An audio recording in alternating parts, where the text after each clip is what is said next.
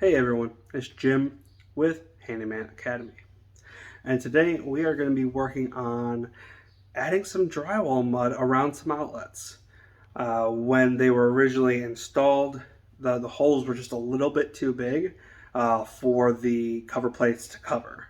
So I'm going to go ahead and show you guys how to go ahead and fill those, get them all sanded, primed, and painted in this video. I'm gonna try to keep it still about the same length of video, but just in case, this one might run a little longer, just because it's several steps. All right, so let's go ahead and get into it. All right, so here we have a gap here on the side of the box. This one has the stud behind it, so this one will be a little easier to fill, but honestly, the cover plate actually covers that, so we're not too worried about that. What we're worried about though is this big old gap down here, which, as you can see, I can fit my whole finger into. There's nothing back there. So if this was a structural patch, say somebody put their fist, right in here, it'd be a little different of an approach. But since this is an outlet, most of it's going to be covered by a cover plate. There's not going to be any real chance for this to kind of break out in the future. What we're going to do is we're going to take some Easy Sand 5, okay, with our 12-inch mud pan, and I have a Dewalt stainless steel drywall knife here, okay. And what you'll do is you'll go ahead and mix your Easy Sand 5 in that pan. And what I have here is a nice unbranded bottle full of cool water. So you're going to want to make sure when you're mixing up something like 5, which is supposed to set in about 5 minutes, you want to mix it with cold or cool water. If you mix it with room temperature or hot water, it will set up super fast, so much faster. So if you wanted it to cure faster or set up faster, go ahead and use that hot or warm water. But I want this to have a little bit more working time. Okay, so I'm gonna mix it up with cool water. Okay, so for this first mix, what I did was I just added some 5, okay. And then I added water a little bit at a time until it reached the consistency that I wanted. So this is kind of thick, okay? But I have a hole here that doesn't have anything in the back, right? So I'm gonna take that thick mud and I'm just gonna kind of fill, push, clean it up, push, and really, I'm not trying to fill the whole hole, but what I'm doing, make sure you get it out of the box there, is I'm putting enough back there to really give it a solid backing. Okay? So this isn't going to be our final coat either, right? So what I'm going to do, after I kind of fill this up, is I will go back with my remaining 5 and I just be careful if you do this and you don't turn off the power, all of that can shock you. I'm holding an all metal drywall knife, so you want to just be extra careful. Okay, so clean all that up. Okay, so for the first step, you're going to want to make sure you fill all of that nice tight with thick mud. And then when we come back, we're going to give it a slight scrape. We'll actually use some more watered down 5, which will be a thinner consistency, less chunky, and that'll give us our smooth finish consistency that we want. All right, it's been about 5 or 6 minutes since we applied this, and you can kind of tell that's not That's not wet anymore. That's not, you know, super pliable anymore. So what we're going to do is we're just going to take our drywall knife and we're just going to kind of, you can kind of see it's not fully cured yet. It's still kind of pliable, right? But what we're going to do, we're going to gently take our knife, and our goal here is any of the stuff that kind of settled and kind of sagged is now even with the drywall, right? So that's going to be our base. That's what we're going to want for our base before we go ahead and add a thinner coat to kind of feather it out, okay? Now, one thing I didn't mention before is we're using Easy Sand 5, which is a powder mix, is because it gets incredibly hard. You could use this to patch your lath and plaster if you have a super old house. I've used it to do that several times. So what that means is it gets super hard. It becomes almost like a rock. Okay. You would normally use on like top coats and patches for your nice smooth layer, you'd use something like a bucket of mud called topping, or you know, any number of the buckets of pre-made mud.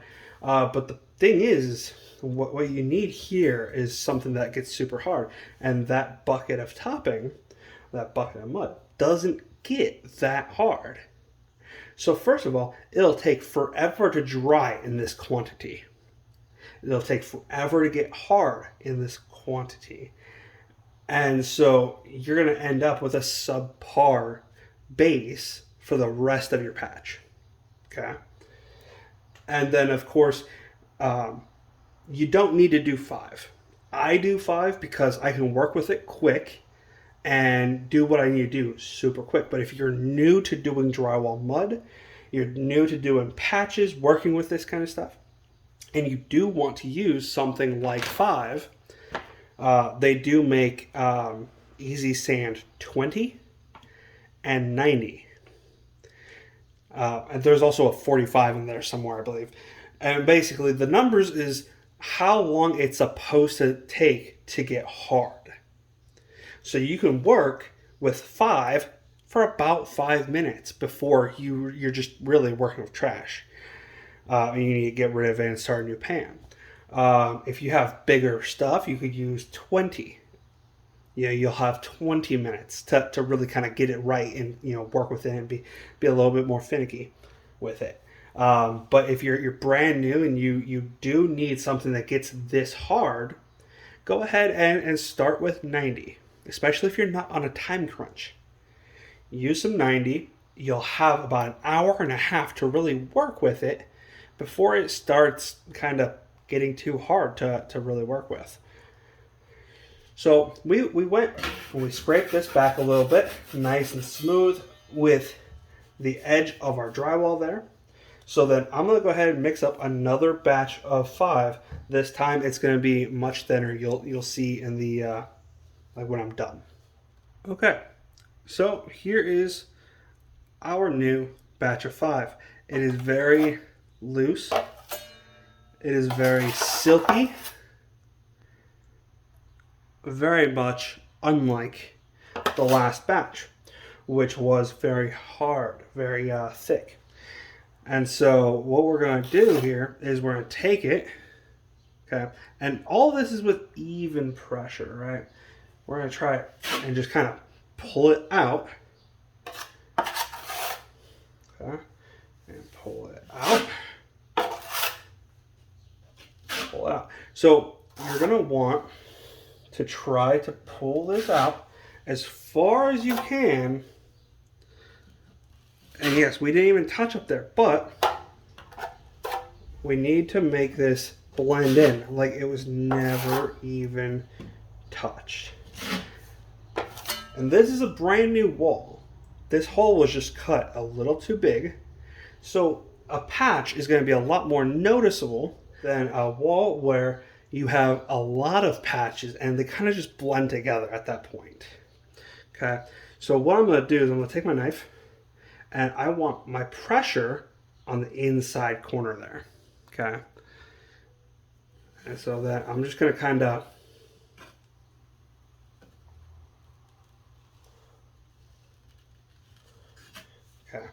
and see, it's not very pretty quite yet, but we're going to keep on working it. Keep on working it. Each time we're dragging it a little further out.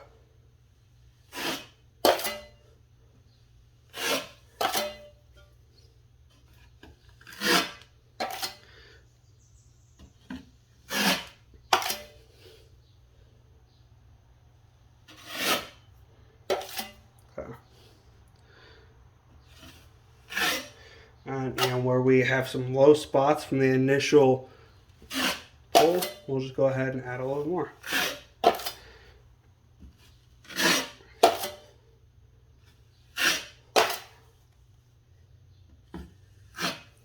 Okay.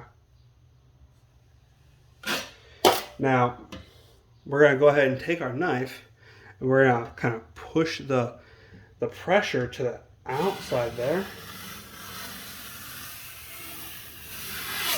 Okay. Go there. A little bit further in. And this patch is ready to go. Alright, so we're back. This is actually about 3 weeks later. We recently got ourselves a dog, a black German Shepherd named Atlas. And we're just trying to let him get acclimated to the space before we're doing crazy stuff. More than, us just being crazy. So this patch is dried. This patch is dried really well, very thoroughly, as a couple of weeks will do. This patch was theoretically ready by the next morning. Not really theoretically, but it was ready the next morning. The humidity was just a little too high in the house for same day sanding. So what you see is you have ridges from applying the mud. And what we're trying to do is we're trying to take these ridges and we're trying to actually smooth out all of this, make it blend in, right? Because at the end of the day, you don't want to see this. So I have a trusty, dusty sanding block. This is a 3M sanding block. It has these grooves in it which helps the dust fall down rather than expand out and cover the whole room. But if you're going to get a sanding block, just whatever you do, if you're doing heavy sand, ridges are huge, you're going to want a medium sanding block. This is a fine sanding block because I don't really need to take off too much. Okay, so if you're just starting out with doing mud work, patches, and everything, I would probably get a medium and a fine. Okay, so the medium will leave almost like little scratches behind, and then the fine will buff all of that out. Okay, so I'm going to stop talking. I'm going to start sanding. I'm going to try to kind of decrease the volume for you guys so that you don't get full sanding volume. But yeah, so I'm going to go ahead and sand.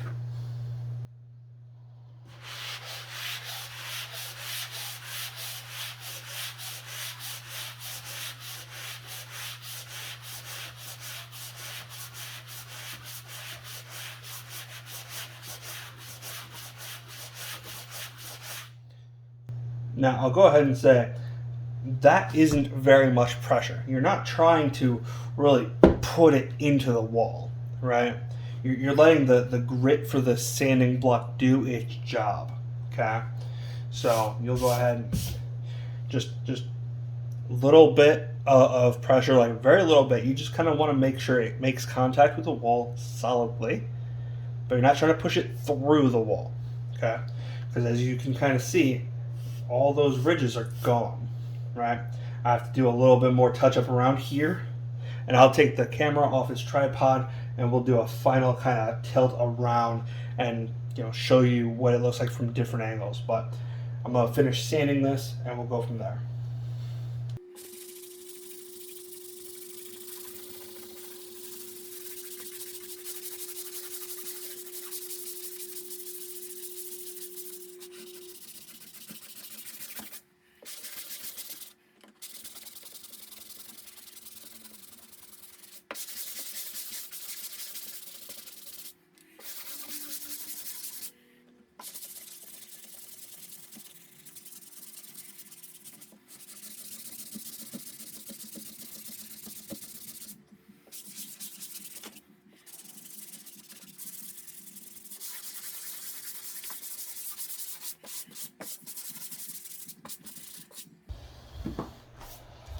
All right, so I'll go ahead and take you off of the tripod real quick and show you what we got going on. So we buffed out the edges to make it blend in really nice, and we got everything nice and sanded. Now, make sure you take extra special care around the box. You have to know what your cover will cover. And so I sanded as well as I could around the box. I know what my cover is going to cover. I know what needs extra work. I know what doesn't need extra work. But this is solid. This is good. This is ready for paint. Okay, so in the next video, what we're going to do is we're going to prime this whole patch and we're going to paint the whole patch. And I'll show you how to prime and paint in a way that it's not going to stick out on a giant wall. Okay, so I apologize for the big wait in videos, and I promise that the next one is not going to be in 3 or 4 weeks. Okay, so until next time, I hope you guys have a great day.